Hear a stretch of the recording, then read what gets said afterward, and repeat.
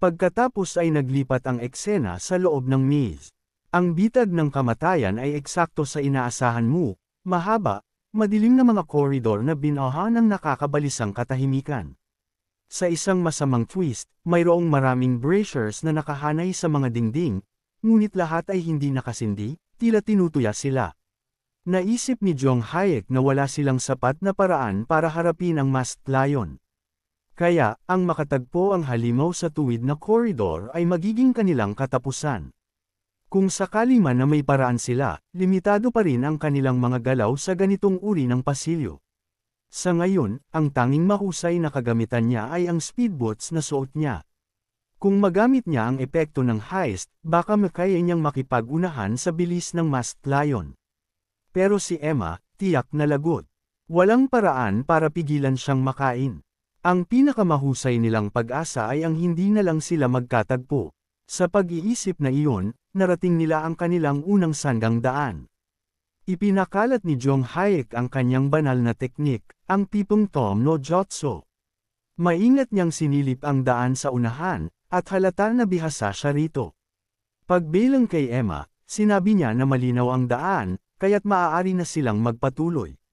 At nagpatuloy nga sila, naglalakad sa masamang koridor na walang katapusan.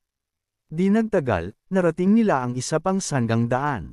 Muli, ang ating bida, na bihasa sa pag-navigate, ay agad na bumaling sa makapangyarihang laway para sa gabay. Sa muling pagkakataon, itinuro sila ng laway sa kaliwa, at sa kaliwa sila nagpunta.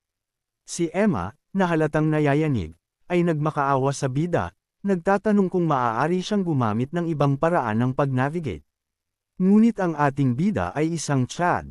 Sinabi niya na ang laway ay hindi kailanman nagsisinungaling. Kung hindi niya gusto, maaari siyang magdesisyon sa susunod nilang galaw. At kaya, sa katahimikan, nagpatuloy sila hanggang sa susunod na sanggang daan.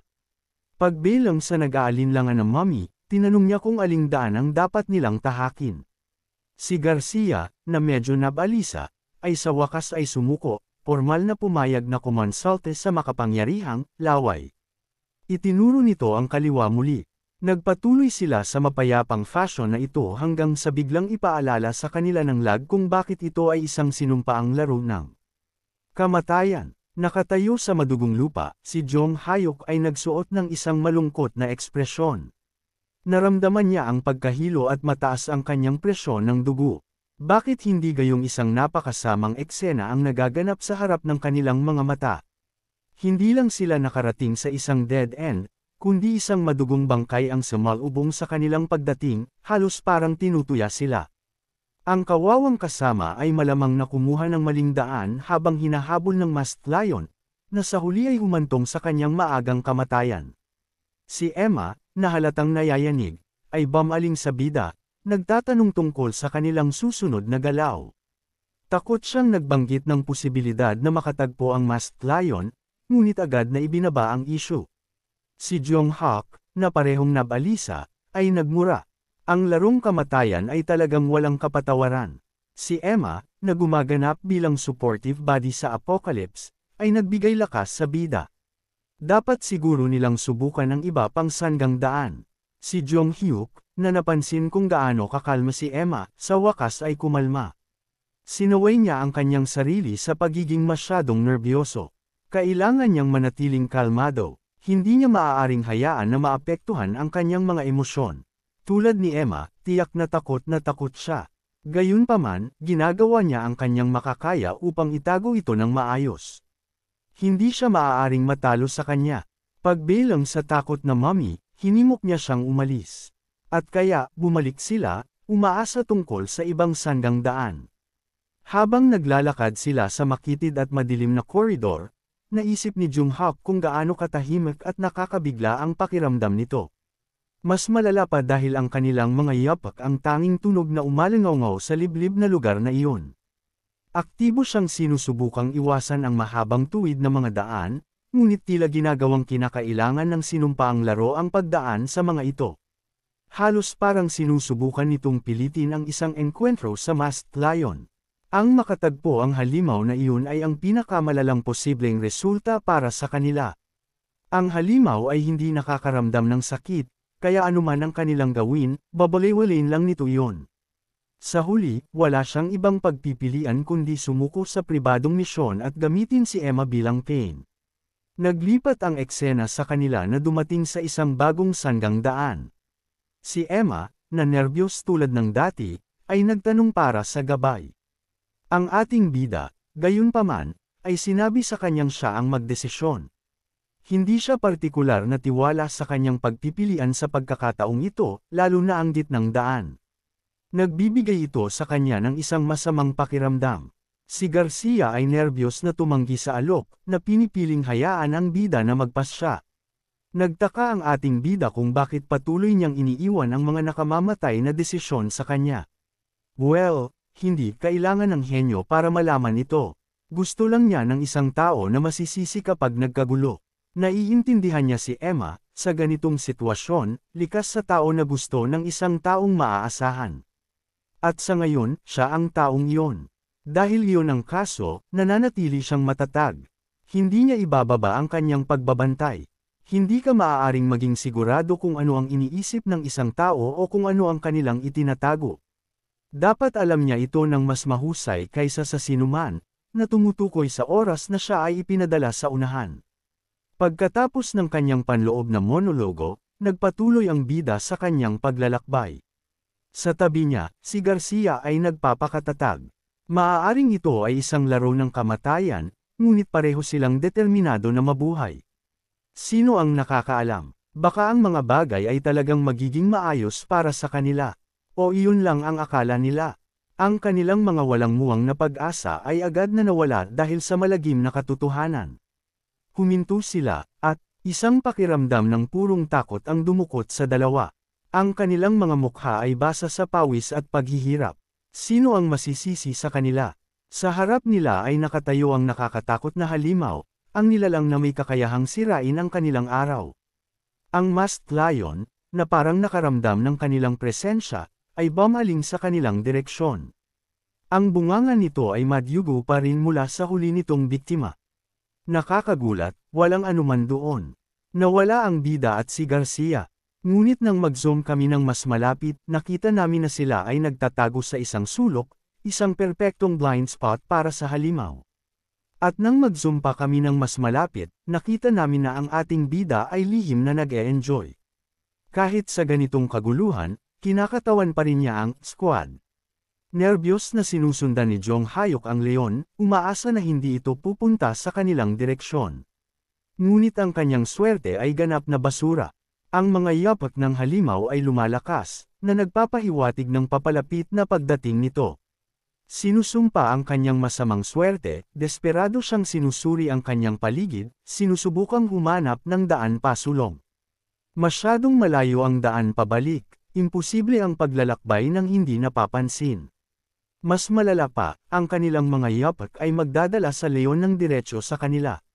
Sa kasalukuyan, sila ay luto na. Ngunit hindi siya maaaring sumuko. Hindi siya maaaring tumigil sa pag-iisip. Kahit na ang mga posibilidad ay maliit, kailangan niyang subukan ang isang bagay. Sa wakas, isang malagim na ideya ang pumasok sa kanyang isip. Ang ideya ay halos nakakatawa, ngunit iyon lang ang mayroon siya ngayon. Pagbilang kay Garcia, nagtanong siya kung gaano kabigat siya. Nautol si Garcia na tumitimbang siya ng 55 kilo. Pagkatapos, sa isang sandali ng kailanawan o pagkakasala, mabilis niya itong binago sa 60 kilo. Talaga, kahit sa sitwasyong ito, nagsisinungaling ka pa rin sa iyong timbang. Sa isang seryosong tono, sinabi ni Jong Hyuk sa kanyang magtiwala sa kanya. Walang oras para magpaliwanag, kailangan lang niyang sundin ang kanyang mga tagubilin. Una, kailangan niyang gamitin ang heist skill sa kanya. Pagkatapos, sa kanyang senadoryas, kailangan niyang magpaputok ng maraming magic missiles hanggat maaari. Si Emma, na napansin ang kabigatan ng sitwasyon, ay agad na sumang-ayon. Ginamit niya ang heist skill kay Jong Hyuk, at agad na napansin nito kung gaano kagaan ang kanyang katawan. Susunod, oras na upang isagawa ang kanilang desperadong pagsusugal. Sa kanilang mga likod na nakaharap sa isa't isa, inihanda nila ang kanilang mga atake. Sa senadoryas ng bida, inactivate nila ang kanilang mga skill, magic missile at flame. Dalawang magkaibang kakayahan ang mabilis na lumabas. Ang isa ay Mar-Ingel, ang isa ay Banayad, ngunit pareho ay nakamamatay. Ang Masked Lion, na kalmado pa ring tumatahak sa makitid na koridor, ay nabalisa sa biglaang magical projectiles na mabilis na lumagpas dito. Ang mga missile, na walang pakialam sa halimaw, ay nanatiling tapat sa kanilang nilalayo na target, ang dingding. Ang ating bida, na hawak si Emma ng malapit, ay inutusan siyang mag-focus.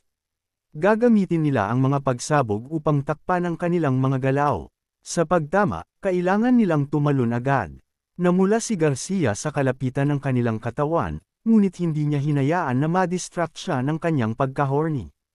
Siya ay matatag. Siya ay mabubuhay. Ang sumunod ay isang matinding laro ng talino at swerte, isang desperadong pagsusugal na magpapasya sa kanilang mga kapalaran. Habang papalapit ang magic missile sa dingding at ang Masked Lion ay sumugod patungo sa kanila, nilinis ni Jonghai ang kanyang isip. Ang tanging focus niya ay ang nalalapit na pagsabog. Kaya, ano kung hawak niya ang isang hot Latina mommy? Kaya, ano kung siya ay halatang hot and bothered? Wala sa mga iyon ang mahalaga ngayon. Ang mahalaga ay ang perpektong tiyempo. Nang tumama ang missile at sumabog ang maluwalhating pagsabog, handa na siyang kumilos. Nang walang nasasayang na galaw, umakyat siya sa dingding ng walang kahirap-hirap, tumatakbo na parang patag na lupa. Gamit ang kanyang mapagkakatiwalaang pickaxe, sinaksak niya ang dingding, gumawa ng isang matibay na tapakan para sa kanilang umaasa na pagtakas. Lahat sa record time, dahil ang leon ay humahabol, uhaw sa dugo. Ngunit sa halip na isang masarap na duo, nasalubong ito ng isang dingding ng apoy. Malayo sa Basti Latina mommy na inaasahan nito. Sinamantala ni Jong Hayek ang sandaling ito upang ipaliwanag ang kanyang big brain plan. Ginamit niya ang dingding ng apoy para sa dalawang dahilan. Una, upang panatilihing nakatingin ang leon sa ibaba. Ayaw niyang tumingin ito sa itaas at mapansin sila na nakabitin sa dingding. Pangalawa, galit ang Masked Lion sa apoy.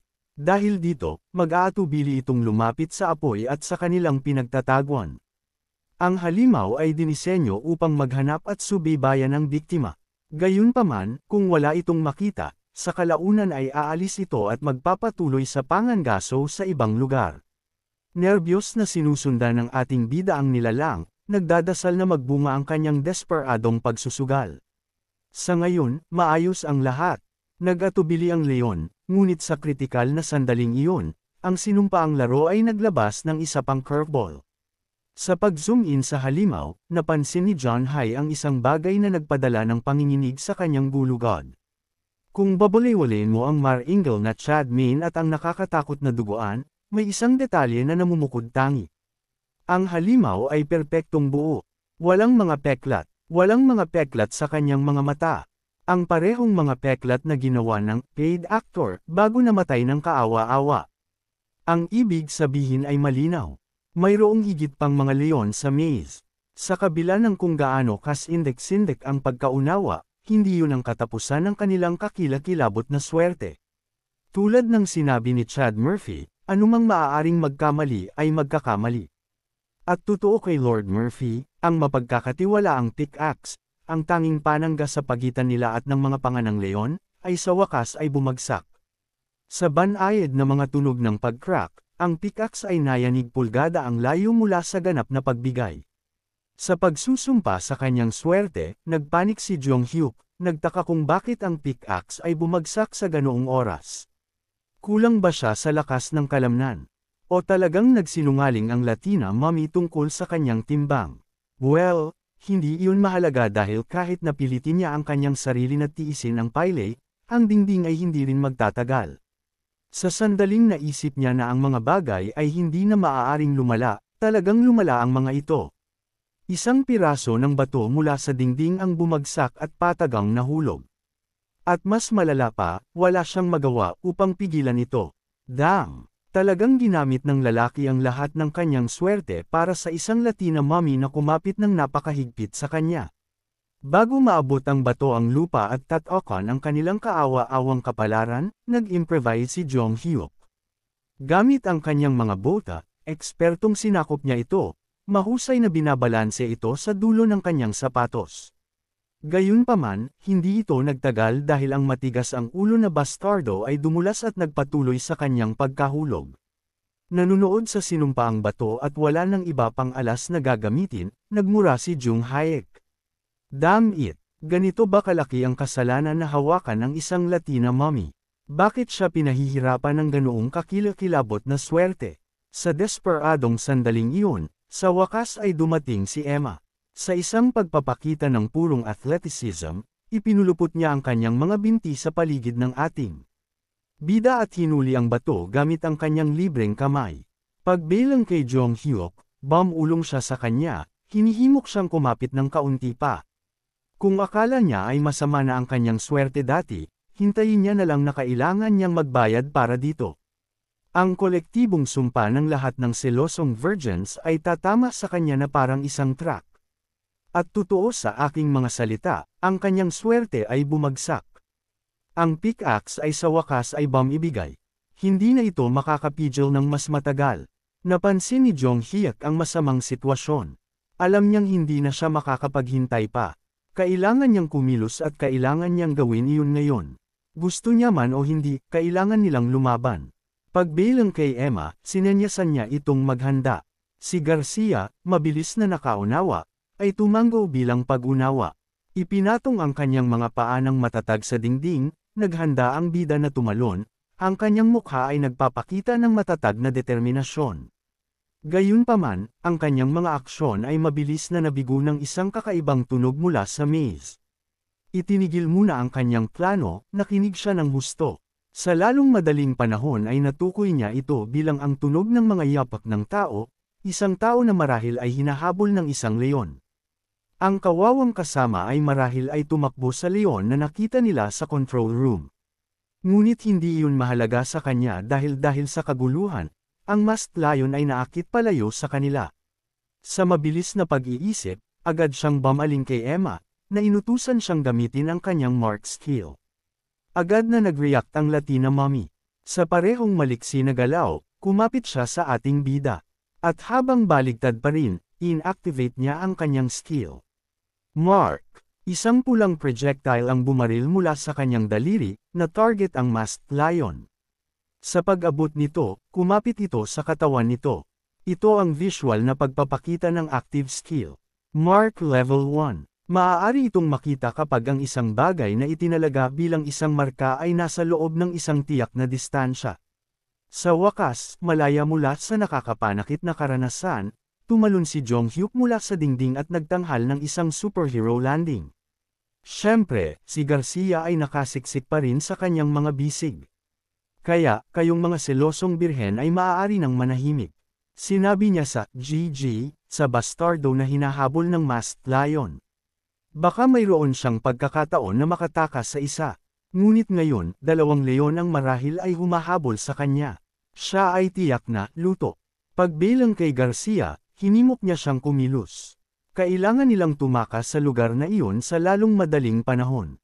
Agad na sumunod si Garcia, na inactivate ang kanyang heist skill upang makasabay sa kanya. Sa paghahanap kay Jong Hyuk, nagtanong siya kung sila ay papunta sa tamang direksyon. Jong Hyuk ay kalmadong sumagot na hindi niya alam at hindi rin iyon mahalaga. Ang mahalaga ay kailangan nilang umalis agad sa lugar na iyon. Inutusan niya si Garcia na sabihin sa kanya kung maramdaman nito ang tatak na nakalagay sa leon, para maiwasan nila ito hanggat maaari. Sumunod ay ang kanilang desperadong pagtakbo para mabuhay. Dumaan sila sa maraming sanggang daan at 2 beses pang ang naabot ang patay na dulo. Ngunit, sa kabutihang palad, dahil sa tatak na nakalagay sa leon, nagawa nilang maiwasan ito sa ngayon. Sa huli, natagpuan nila ang kanilang sarili na tumatakbo sa isang makitid na pasilyo, na katulad ng mga naunang pinagdaanan nila. Si Jong Hyuk, na optimistiko sa kanilang pag-usad, ay sinabi na malayo na ang narating nila sa maze. Malapit na ang dulo. Kung makakapatuloy sila ng ganoon, tiyak na. Ngunit, sa tipikal na estilo ng laro, kapag tumataas ang iyong pag-asa, agad itong sinisira ng walang awang laro ng kamatayan. Sa tila ordinaryong sanggang daan na iyon, na katulad ng marami na nilang pinagdaanan, isang masamang sorpresa ang naghihintay.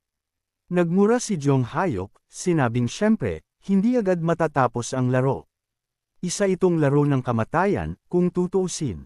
Habang hila ang natarante si Garcia, tumakbo siya palayo. Hindi pa tapos. Kailangan lang nilang patuloy na gumalaw hanggang sa dulo. Si Garcia, habol hininga at desperadong sumasabay, ay tinawag siya. Ngunit si Jong Hayok ay walang panahon para sa kanya sa sandaling iyon. Pinagalitan niya ito, sinabing kung hindi mahalaga ang sasabihin niya, maaari niyang ipagpaliban muna at sabihin na lang mamaya. Ngunit si Emma ay matatag. Anuman ang sasabihin niya ay kailangang sabihin agad. Doon niya ibinagsak ang isang nakakagulat na balita. Nararamdaman niya na malapit na ang leon na may tatak. Ang impormasyong ito ay tumama kay Jong Hayok na parang isang toneladang bato. Bago pa niya maproseso ang impormasyon, isa pang masamang balita ang dumating. Sa harap nila ay isa pang leon na may maskara na humahabol sa sarili nitong biktima. Nagulat si Jong Hayok sa biglaang pagbabago ng sitwasyon. 0-100 kaagad. Sa kabila ng kaguluhan, nararamdaman pa rin niya na may kakaiba. Ang leon na may maskara na humahabol sa mga nasa harap nila ay walang tatak. At ang humahabol din sa kanila ay walang tatak. Nasaan ang leon na may tatak? Ang mga lalaki, na walang kamalay-malay sa kung gaano sila kalapit sa kamatayan, ay sumigaw kay Jong Hayok, humihingi ng tulong. Hindi sila pinansin ni Jong Hayok, at sa halip ay sinuri ang sitwasyon. Kung tama ang kanyang hula, ang pinakamalamang na lokasyon ng leon na may tatak ay ang susunod na sanggang daan. Humarap siya kay Garcia at ipinaliwanag ang sitwasyon. Sinabi niya sa kanya na malamang na makakasalubong sila ng isang leon sa susunod na kanto. Gaya ng inaasahan, nagulat ang Latina mommy, ngunit hindi ito pinansin ng ating Chad. Sinabi niya na lalandiin muna nila ang mga leon sa harap. Pagkatapos noon, kailangan niyang sundan ang kanyang mga hakbang hanggat maaari. Matapos sabihin iyon, tuluyan na silang lumiko. At gaya ng inaasahan, nandoon ang leon na may tatak at naghihintay. Isa sa mga lalaki, na walang kamalay-malay sa ikatlong halimaw, ay napunta sa mapagmahal na yakap ng bunganga nito na puno ng ngipin. Ang kanyang mga sigaw ng pagdurusa ay agad na narinig. Si Jong Hayok, na hindi nababahala sa nakita, ay nag-focus kay Garcia. Sinabi niya na athletic siya, tama ba? Well, oras na para patunayan iyon. Hinawakan siya sa braso, ginamit niya ang lahat ng kanyang lakas para ihagis siya pasulong, patungo mismo sa leon. Hindi siya binaygo ni Garcia. Sa isang pagpapakita ng mahusay na athleticism, madali siyang nag-parkour sa ibabaw ng katawan ng leon, at dahan-daang lumanding sa isang dodge roll. Paglingon kay Jong Hayok, nag-aalalang tinawag siya ni Emma. Si Jong Hayok, na nagpakita kung bakit siya si Jong Hayok, ay nag-parkour sa mga pader ng maze, dumaan sa mga leon ng madali. Sumigaw siya pabalik kay Emma, sinabing huwag itong huminto. Ang pinto ay nasa paningin na sa wakas. At totoo sa kanyang mga salita, ang pinto sa ikatlong basement level ay ilang metro na lang ang layo. Ang tatlo, si Jong Hayok, Latina mommy, at isang random na nakaligtas na bot, ay tumakbo patungo sa pinto na parang nakasalalay dito ang kanilang buhay, dahil totoo naman. Habang lumalapit sila, nakita na niya sa wakas. Ang sinumpa ang pintong bakal na mukhang matatag, ang pinto patungo sa pag-asa at marahil sa kawalan ng pag-asa sa lugar na iyon. Ang pinto para takasan ang kasalukuyang impyerno na pinagdadaanan nila, at ang pinto para harapin ang susunod na impyerno na kailangan nilang harapin. Sa isang matatag na pagpihit, sa wakas ay binuksan ni Jong Hayok ang pinto, at pumasok sa silid ng may malakas na kalabog. Kahit nakapasok na sila, hindi pa tapos. Ang random na extra ay hindi kasing swerte nila. Ang kanyang damit ay mahigpit na nakakapit sa leon na may maskara. Kung magpapatuloy ang sitwasyon, tapos na siya. Nang may kawalan ng pag-asa sa mukha, tumingin siya sa dalawa para humingi ng tulong. Si Jong Hayok, na mabilis na kumilos, ay agad na kinuha ang balisong ni Emma. Nang may masamang tingin, lumapit siya sa random na bot. Bagamat mukhang puputulan niya ito, sa halip ay ginilitan niya ang kanyang damit, at pinalaya ang maswerteng lalaki.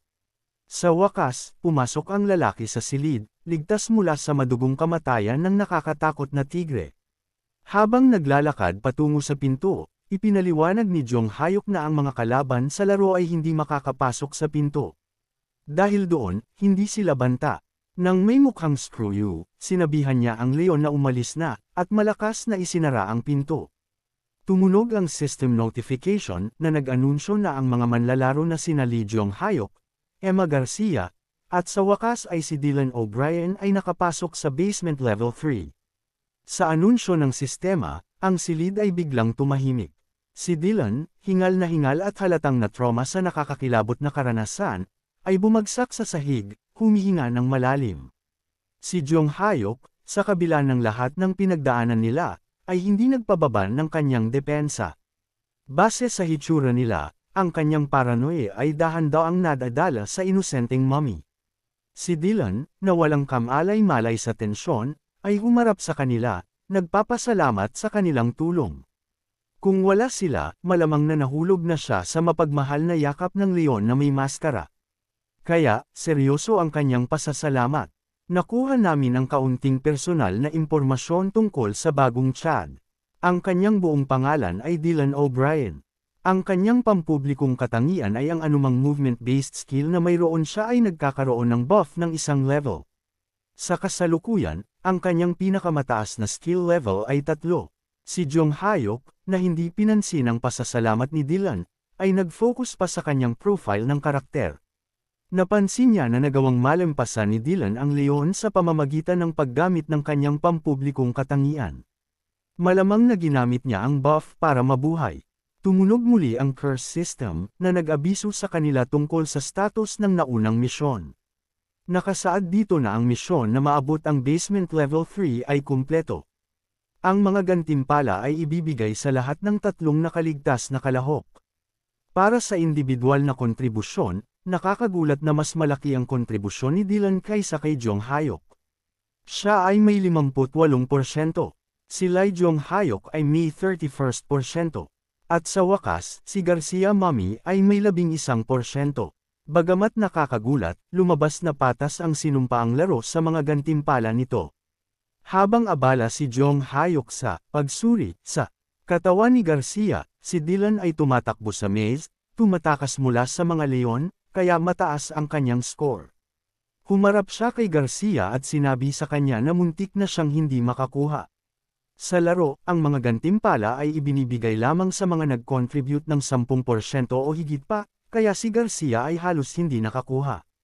Naguguluhan, tinanong ni Emma kung dahil ba ito sa kanyang mark skill. Sumagot si Jong Hayok na malamang ay dahil din ito sa bato na nahuli niya. Ang uhaw na sistema ay malamang na ginantimpalaan siya para sa kahangahangang gawa na iyon. Sa lalong madaling panahon, isa pang notification ang tumunog, sa pagkakataong ito para sa mga gantimpala ng misyon.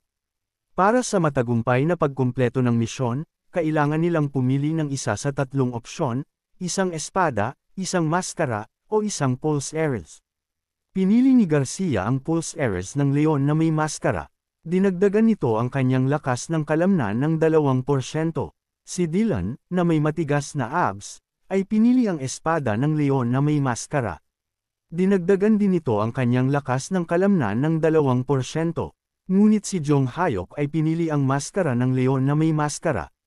Ito ay may active skill na Lion's Cry Level 1. Sumunod ay isa pang system notification.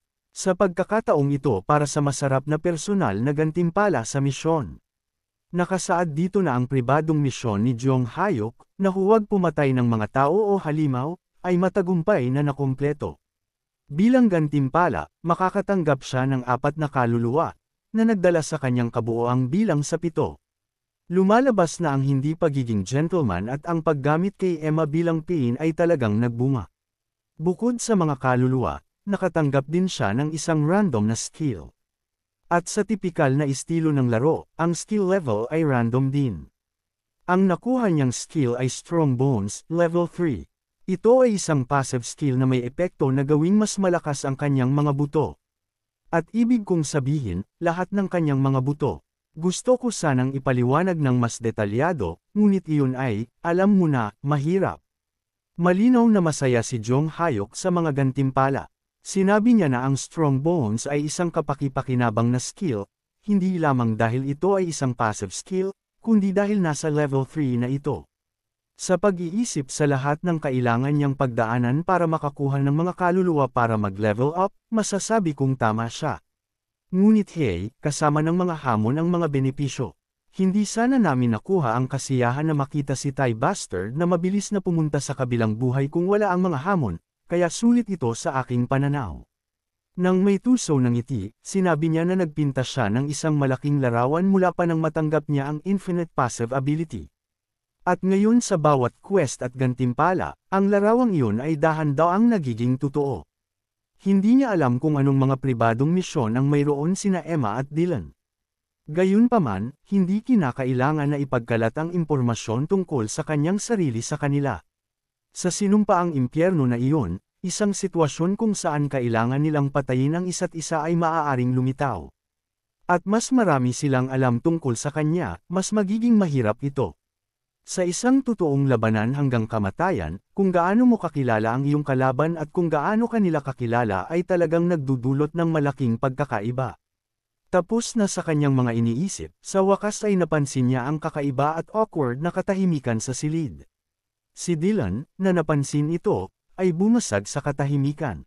Nagsorry siya sa kanila, naging abala siya sa system notification at bigla na lang siyang tumigil sa pagsasalita.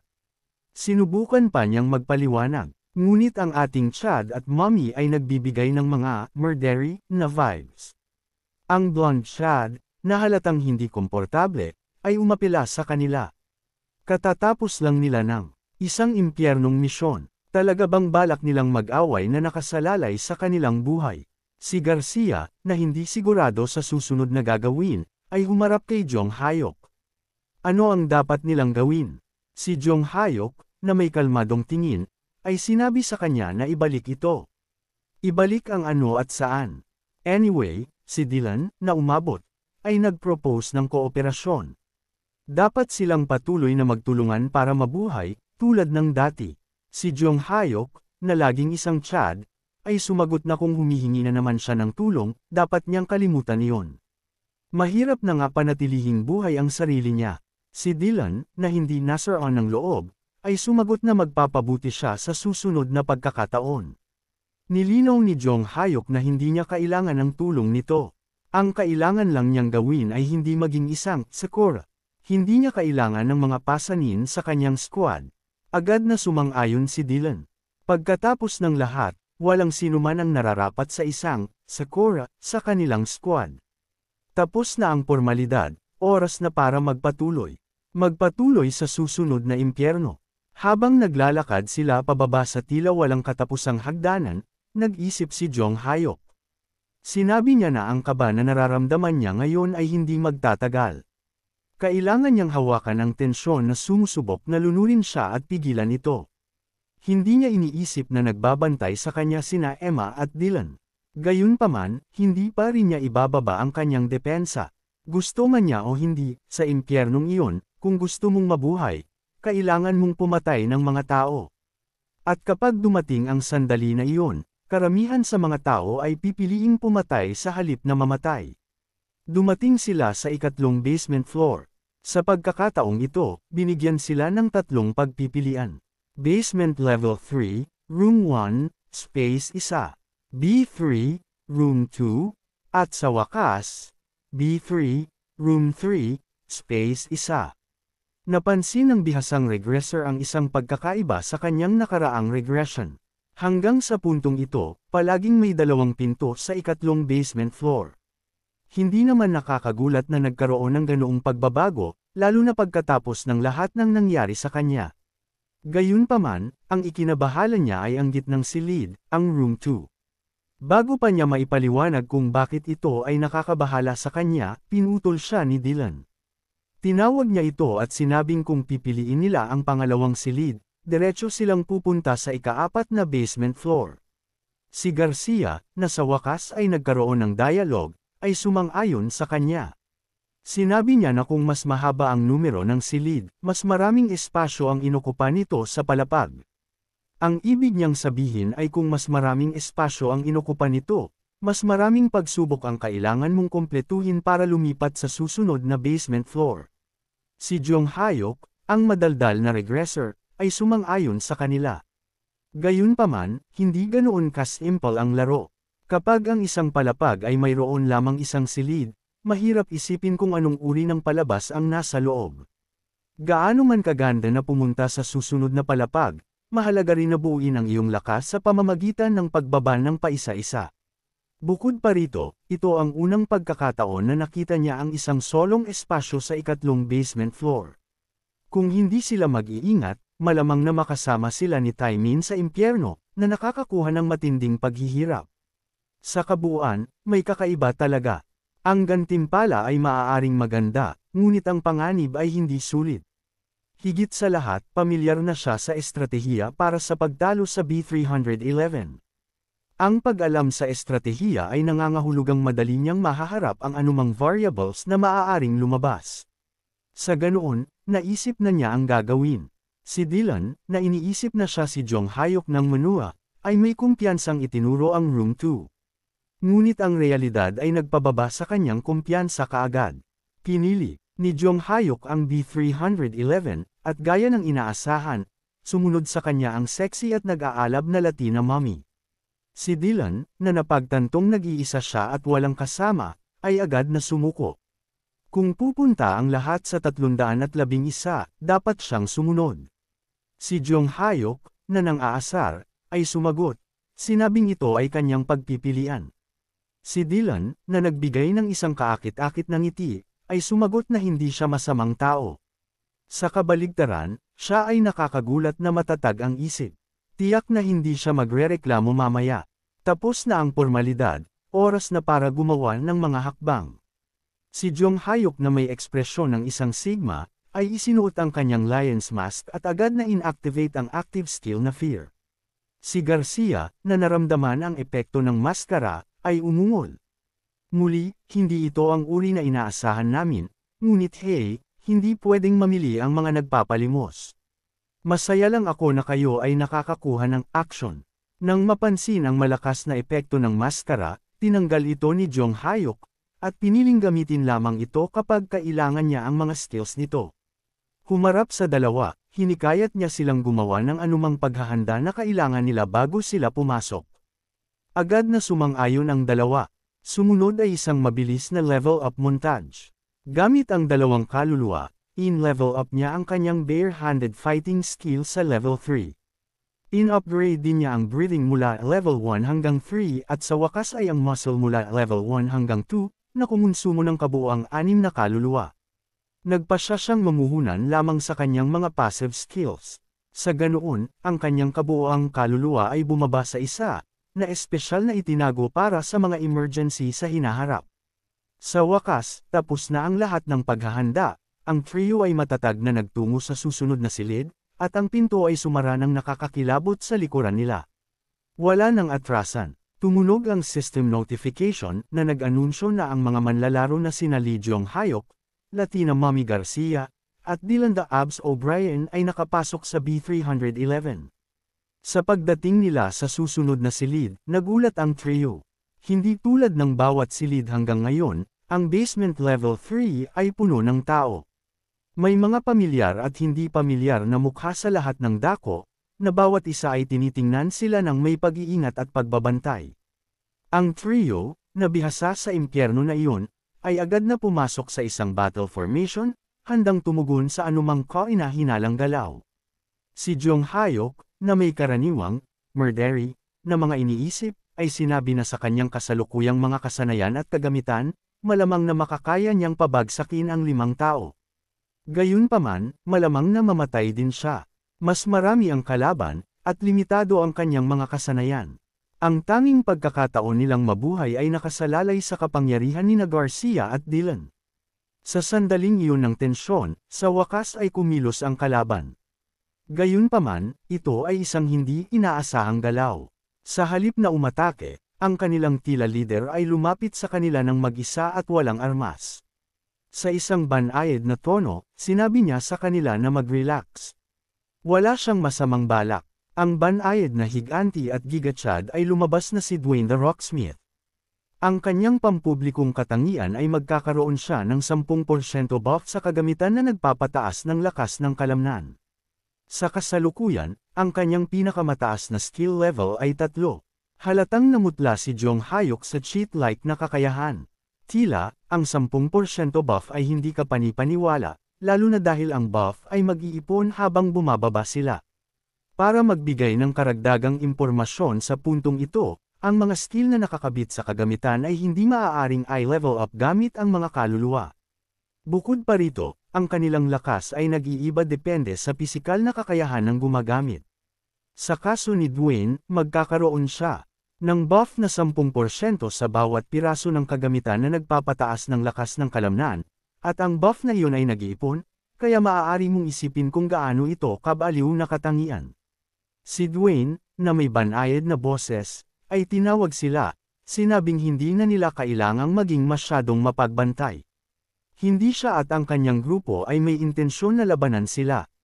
Siyempre, naiintindihan niya ang pangangailangan na maging maingat sa sinumpaang laro. Gayunpaman, sa kasalukuyang sitwasyon, tiyak na magkakaroon sila ng mas magandang pagkakataon na mabuhay kung magsasama-sama sila. Sinuri ni Jong Hyuk ang sitwasyon. Sa distansyang iyon, may sapat na oras para sa mga lalaki sa likuran na maghanda ng isang sorpresang atake. Ang pakikipaglaban ay hindi isang magandang desisyon. Sa pag-iisip na iyon, kalmado siyang lumakad pasulong, na hindi pinansin ang mga sigaw nina Emma at Dylan na huminto siya. Sa harap ng banayad na higanti, kalmadong tiningnan siya ni Jong Hyuk.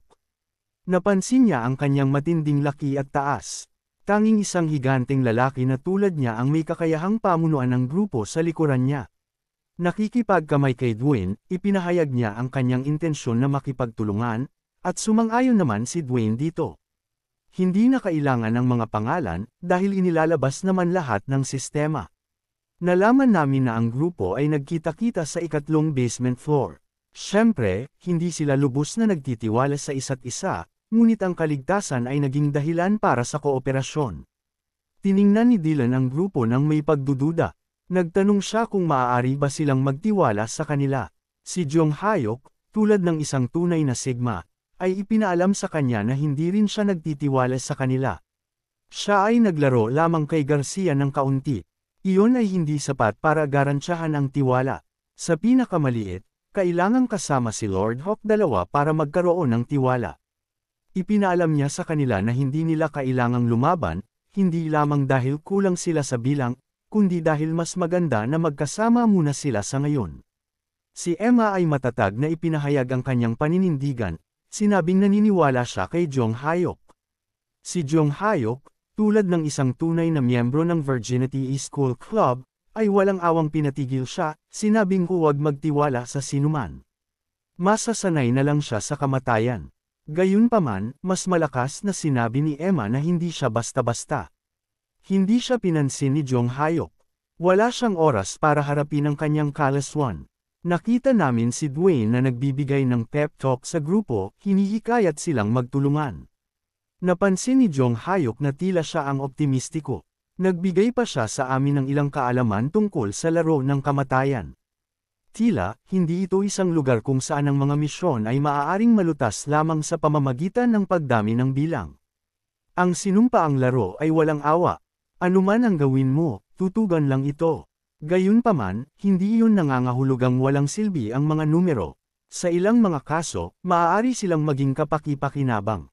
Isang halimbawa nito ay ang susunod na silid B311. Bagamat hindi absolute ang mga numero, maaari silang makatulong. Ngunit, kung akala mo na maaari mong maipasa ang misyon ng mag-isa, siguradong mahihirapan ka. Ngunit kahit na sinabi iyon, hindi pa rin siya sigurado kung ang susunod na silid ay kapareho ng kanyang alaala, o kung ang sinumpaang laro ay nagbigay sa kanya ng isa pang pagbabago. Siguro kailangan lang niyang maghintay at tingnan. Tapos na sa kanyang huling pep talk, tinawag ni Dwayne ang mga virgins para magtipon. Oras na para pumunta sa susunod na silid. Paglingon, may kumpiyansa siyang lumakad patungo sa pinto. Sa kanyang pagtataka, gayunpaman, walang sumunod.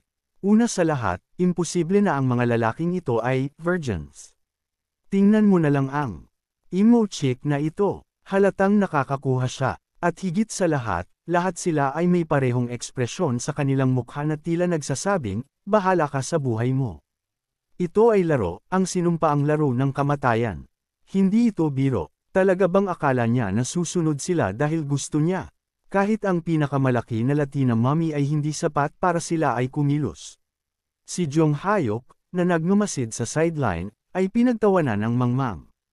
Tila hindi pa rin niya naiintindihan kung paano gumagana ang nakakatakot na laro.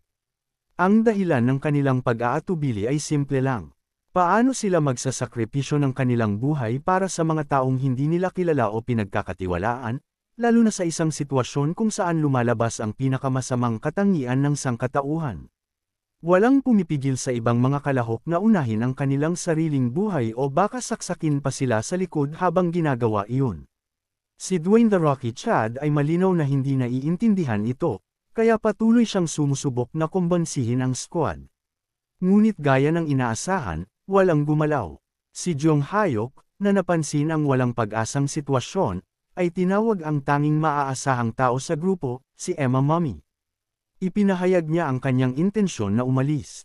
Sasama ba siya? Agad na sumang-ayon si Garcia, tulad ng "Downby" na Stacy na alam namin. Paano niya hahayaan na mag-isang umalis ang kanyang puppy? Pagharap kay Abs O'Brien, nagtanong si Jong Hyuk kung ano ang intensyon nito.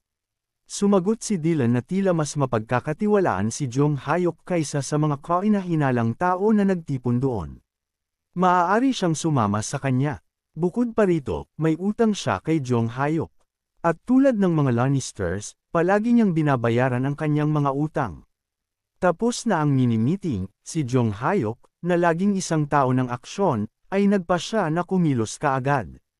Alam niya na hindi na kailangan pang mag-isip sa mga taong takot sa pagkakulong sa impyerno na iyon. Ang pinakamahusay na paraan para maabot sila ay sa pamamagitan ng mga aksyon. Kaya, kalmado siyang lumakad sa harap ng mga nagtatalong, bots, at dumiretso sa pinto. Hawak ang doorknob, naghanda siyang pumasok. Ang mga random na bots na napansin ang kakaibang pagbabago ay agad na sumigaw, inuutusan siyang huminto. Sino ba raw siya para basta-basta na lang pumasok nang hindi nakikipag-usap sa kanila? Una sa lahat, ang kapal ng mukha ng mga ito. At pangalawa sa lahat, siya ang freaking protagonist at mayroon siyang lahat. Kung hindi siya makakapasok sa silid, sino?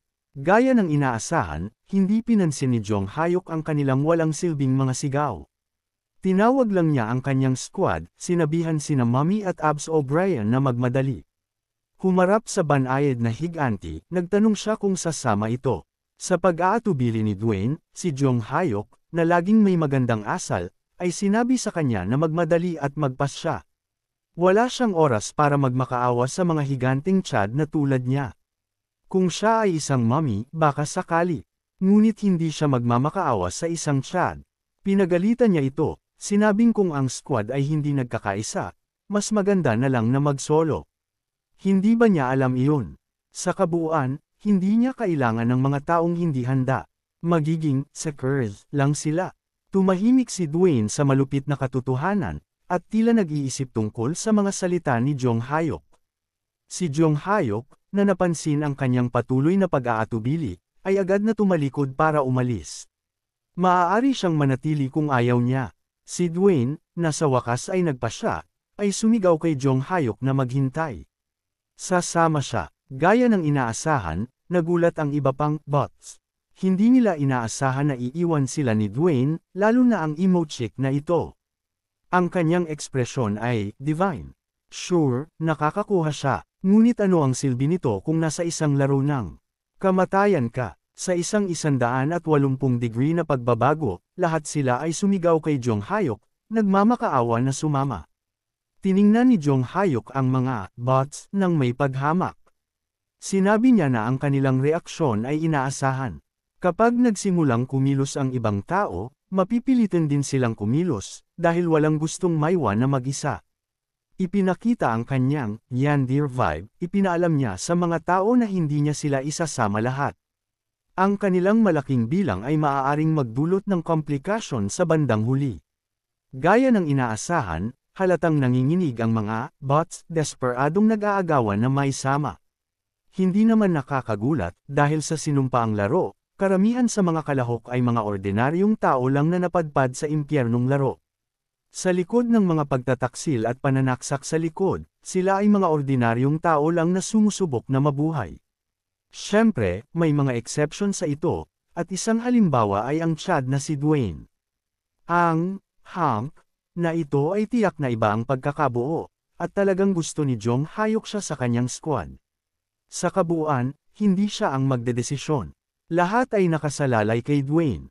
Umaasa siya na ang Chad ay hindi maapektuhan ng mga walang silbing salita ng iba, dahil ang mga ganoong tao ay mabilis na namamatay sa laro.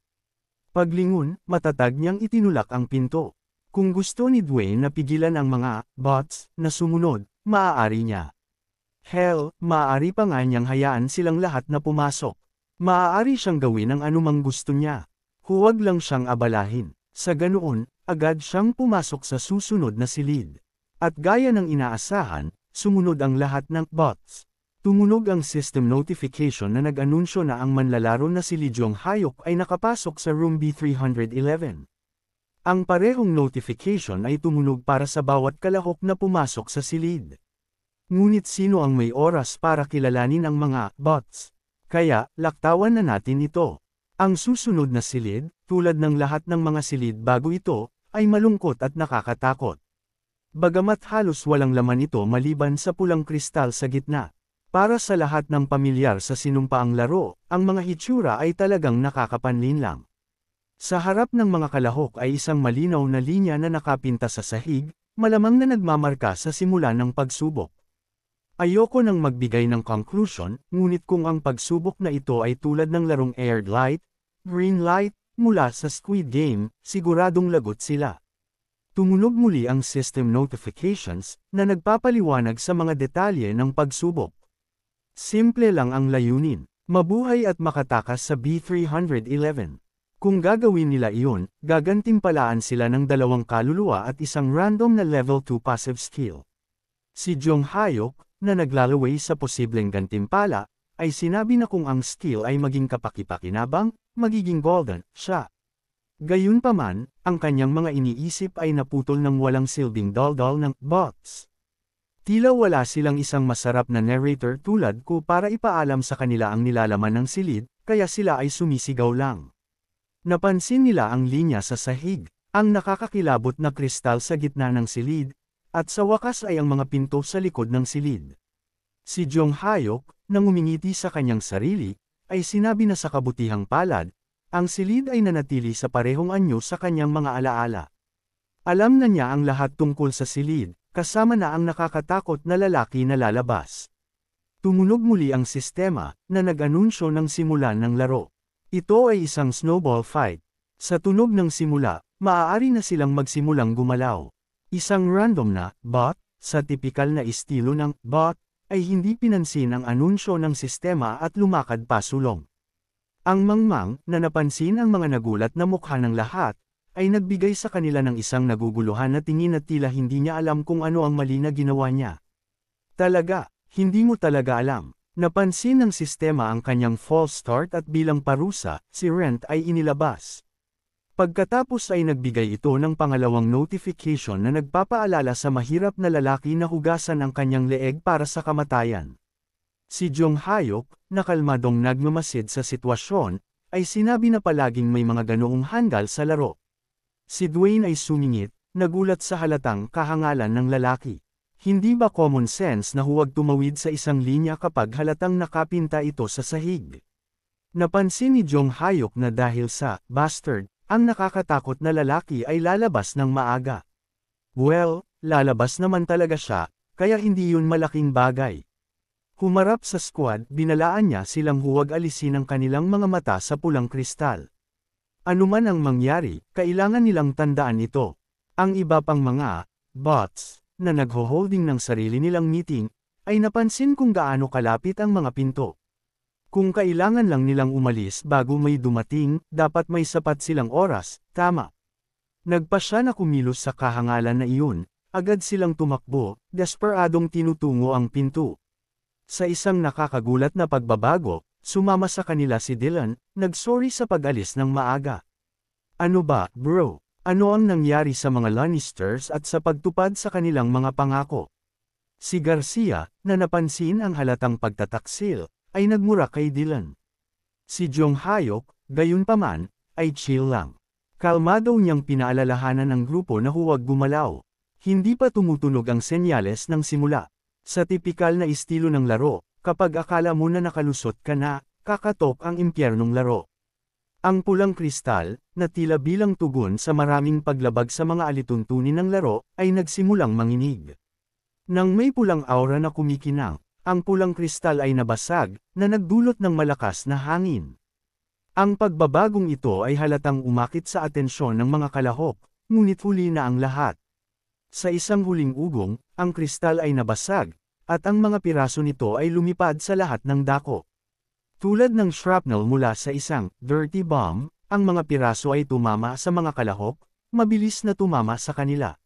Sa isang symphony ng karahasan, ang mga nakakatakot na pulang piraso ay lamandang, na nag-iwan sa mga bots na desperadong nag-aagawan para mabuhay. Ang Chad Trio ay hindi rin ligtas sa epekto. Ang ilan sa mga kristal ay lumipad patungo sa kanila, na pinilit si Garcia na yumuko para magtago. Gayunpaman, hindi pa rin ito sapat, dahil isang pulang bastard ang tumarget sa kanyang napakagandang mukha, handang sirain ito. Sa desperadong sandaling iyon, dumating si Jong Hayok, at binasag ang kristal gamit ang kanyang mga kamay. Hindi ako magsisinungaling, napakalamig niyon. Sigurado akong moist si Garcia mami ngayon. Si Jong Hayok, na walang kamalay-malay sa aking down bad na iniisip, ay napansin na dahil sa kanyang mga passive skills, hard skin at strong bones, hindi nasaktan ang kanyang mga kamay. Ang pagtama ay tila parang kiliti lang para sa kanya. Si Emma, na nagpapasalamat sa pagligtas, ay tinawag siya. Ngunit pinutol siya ni Jong Hayok. Hindi ito ang oras para doon. Dapat siyang mag-focus sa sitwasyon. Anuman ang mangyari, hindi niya dapat ibaling ang kanyang paningin. Habang sa wakas ay tumahimik ang alikabok, nakita namin ang mapanira na resulta ng karahasan. Ang mga bangkay ay nakahiga, duguan sa sahig.